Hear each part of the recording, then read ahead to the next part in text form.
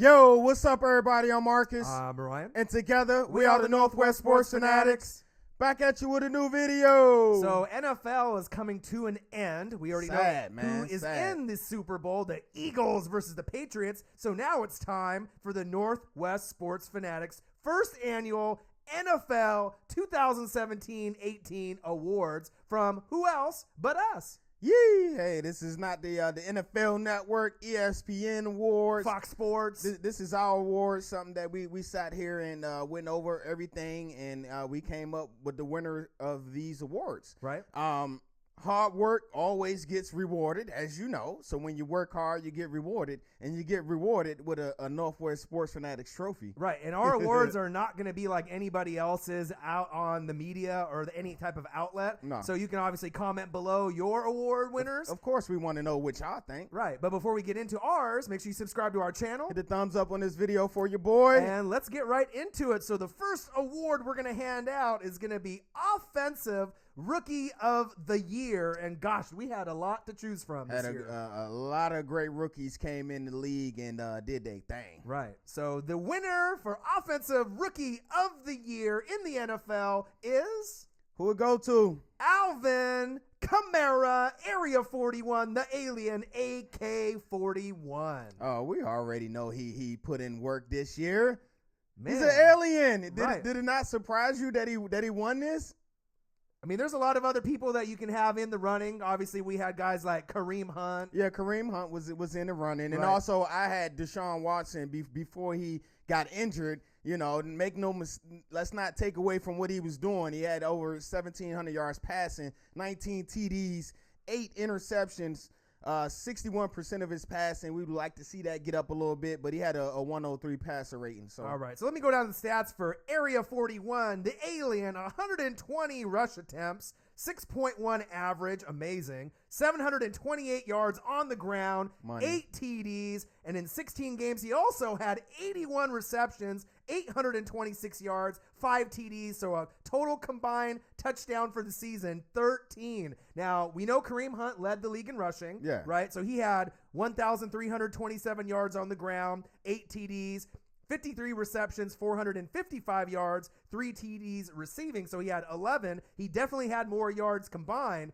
but there was a little point in the season where he slowed down. Yeah, his production did dip a little bit, Right. as well as the W's for the Chiefs. And, Right.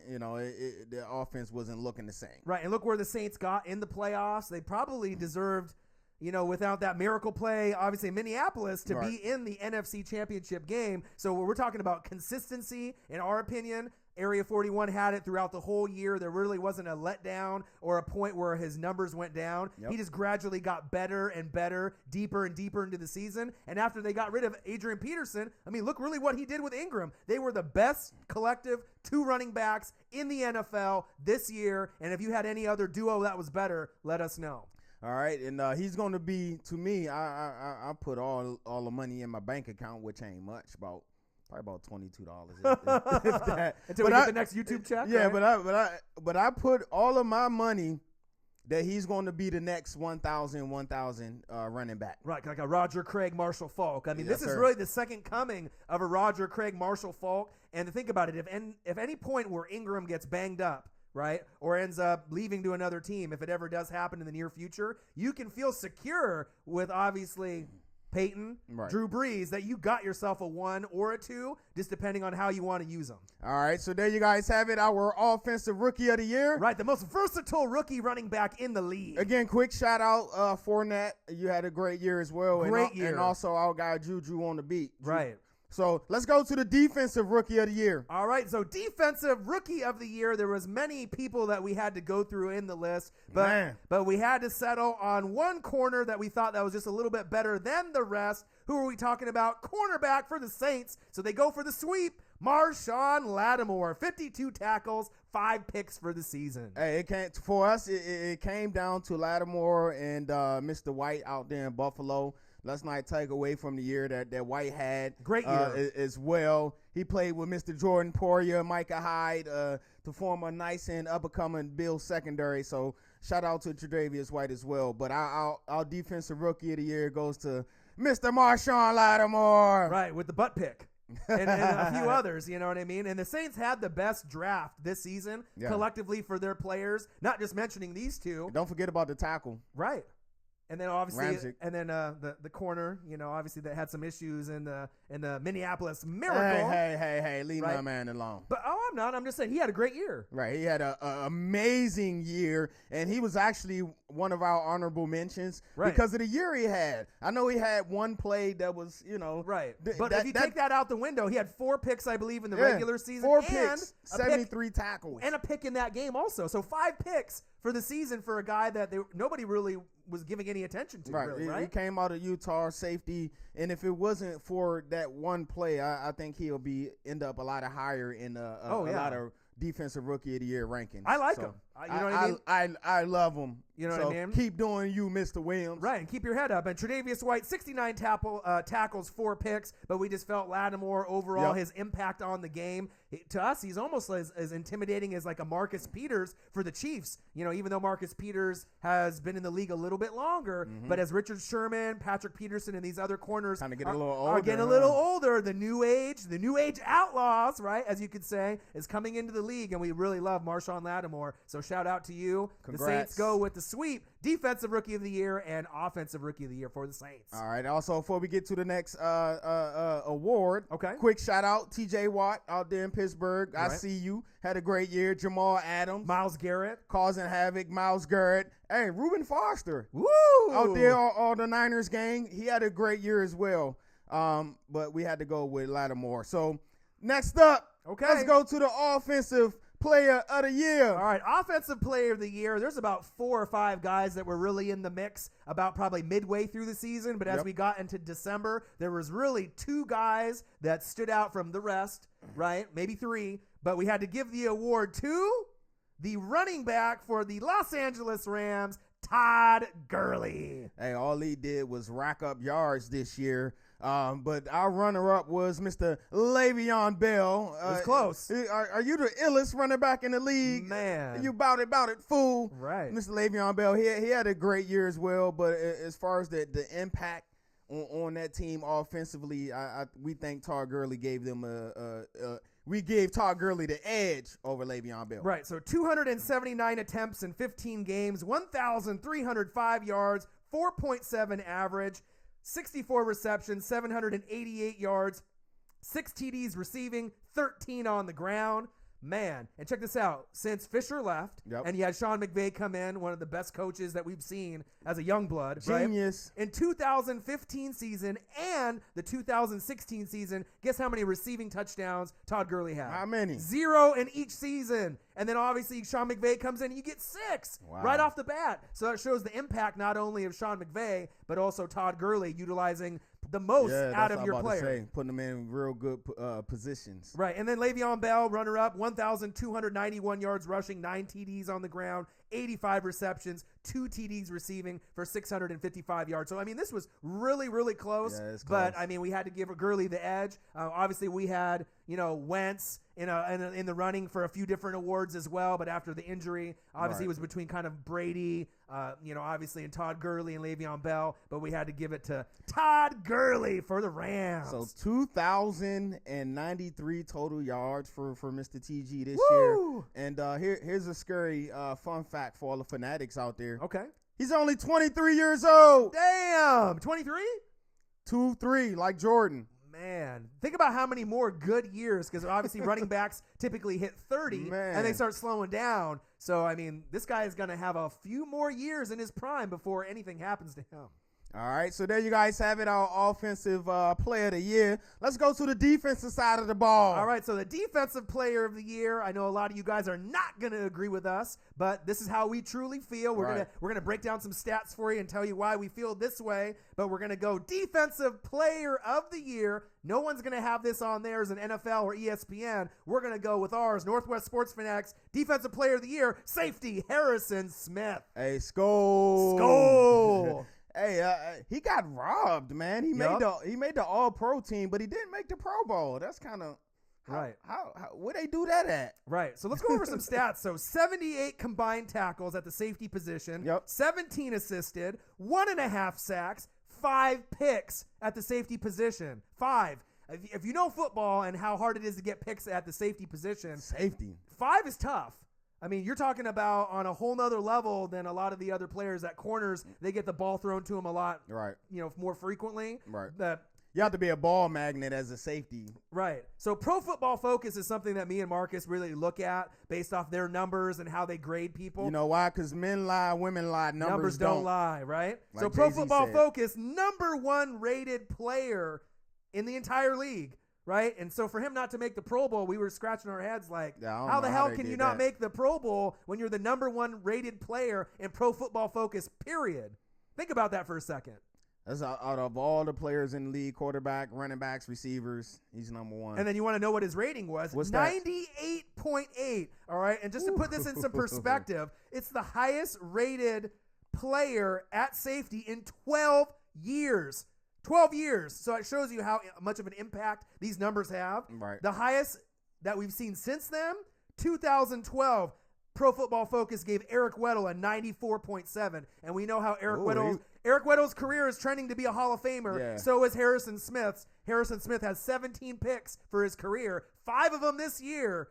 This was a hell of a year for Harrison Smith. Hey, Eric Weddle was in his glow back then. Oh, yeah, he was. During that time. Right, when he was on the Chargers? Yeah. Like I said, this was a tough one, man. Our runner-up we gave to the big fella out there in Saxonville, Calais Campbell. Right. He had a great year as well. How many sacks he had? Second in the league in sacks, 14.5. Now, most people and most of the ESPNs, NFL, Fox Sports, they're going to go with Calais Campbell. Right. And we were close, but when we looked at the Pro Football Focus numbers and kind of dug a little bit deeper, which we love to do, we saw just a slight little edge. No disrespect to Campbell, because you're going to get those accolades from everybody else. Right. But Harrison Smith did do something that we haven't seen in a long, long time. But we do recognize Campbell's impact, of course, on Saxonville, going from one team to the next. And both of them had great years. So great year to the big fella out there. You guys almost made it to the bowl, to the big chip. Right. And you'll be back next year, and you're still going to be a problem because you still got Darius, you still got Jackson, you still got my guy number 91. Right. Number 91. Ndakwe?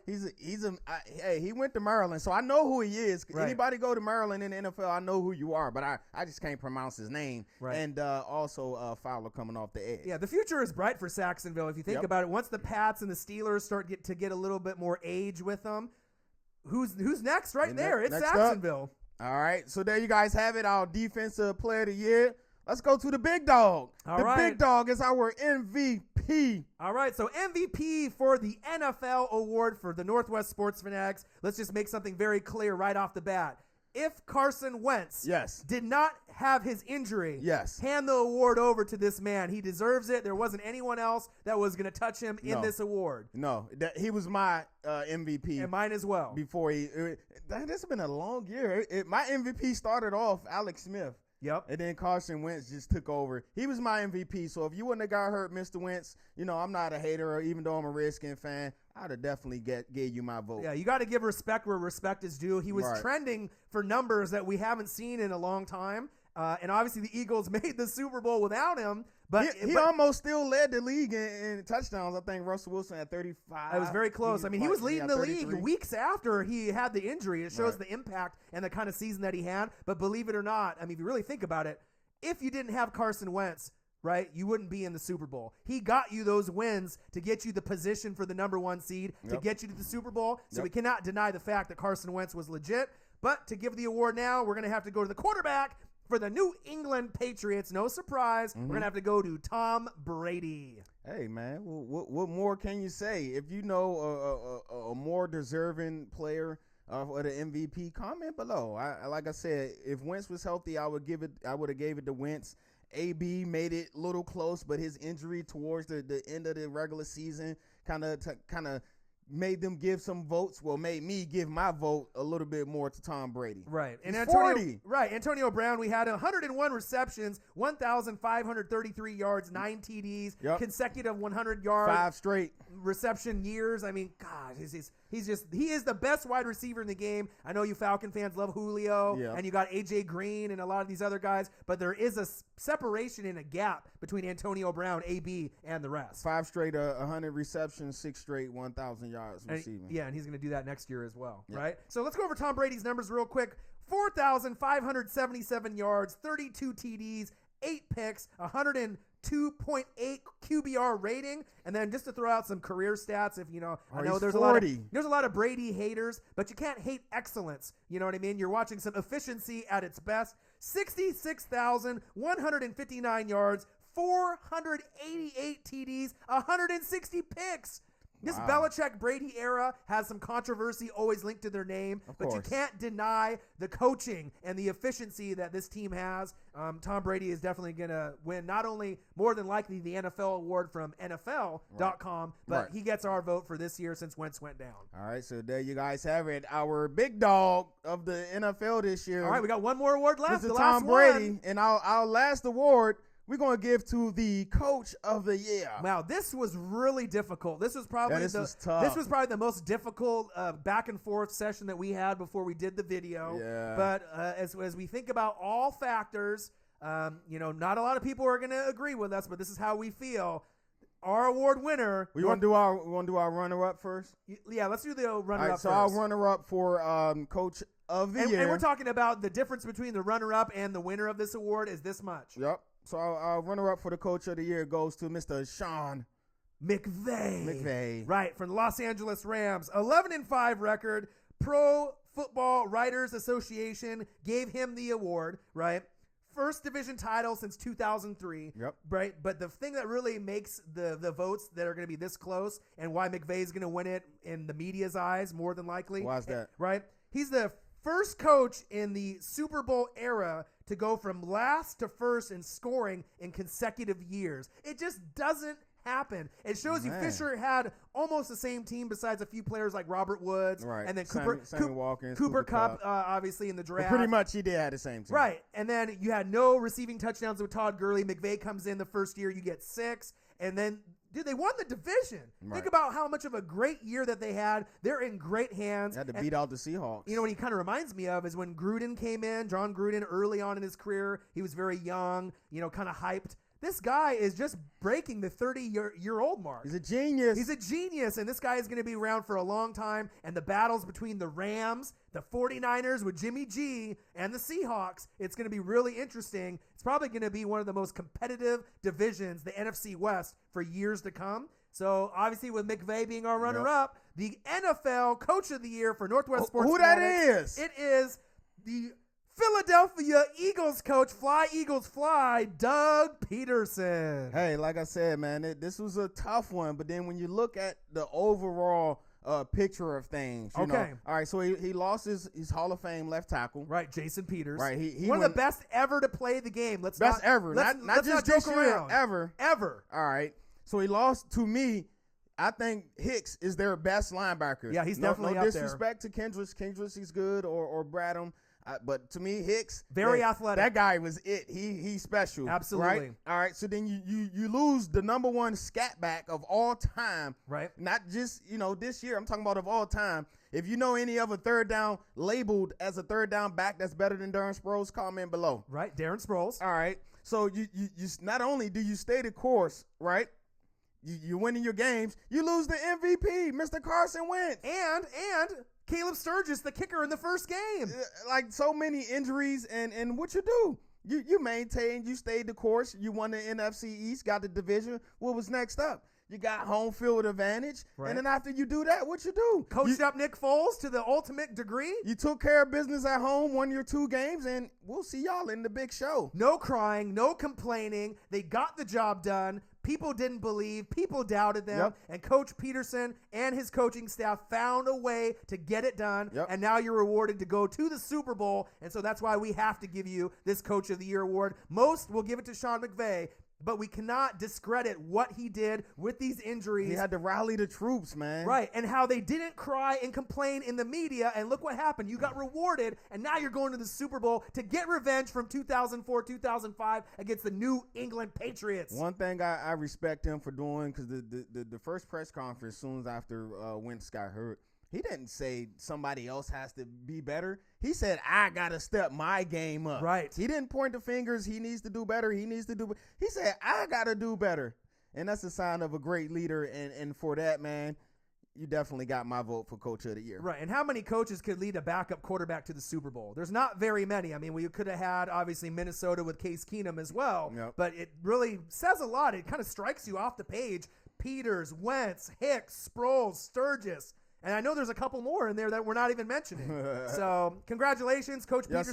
sir. You get our NFL Coach of the Year for Northwest Sports Fanatics 2017-18 season. All right, so there you guys have it, our first annual NFL awards. Right, so make sure you comment below. Let us know what y'all think. Let us know y'all predictions and who you think should win the awards. Or who you personally like as your award winners. And make sure you subscribe to our channel. Thumbs up on this video for your boy. The grind to 10K is real. We're almost there. 1 million views and 10K subscribers. We're almost there. Hey, I appreciate y'all, man, and I appreciate us for our first NFL season on YouTube with y'all. Right. I appreciate all the love. It's been amazing. Right. We do have some crazy comments on there, but you know what I mean? I love it, we man. love all the you comments. We love every single one of the subscribers like, that we got. Like Blake Bortles said, man, people hated Michael Jordan, man, or Right. people hated LeBron James. Right. So, And to let you guys know, we are not going to stop doing NFL coverage. We're going to do it all year round. We're going to do the draft. We're going to be doing we getting been some college basketball and NBA here pretty soon as well. Absolutely.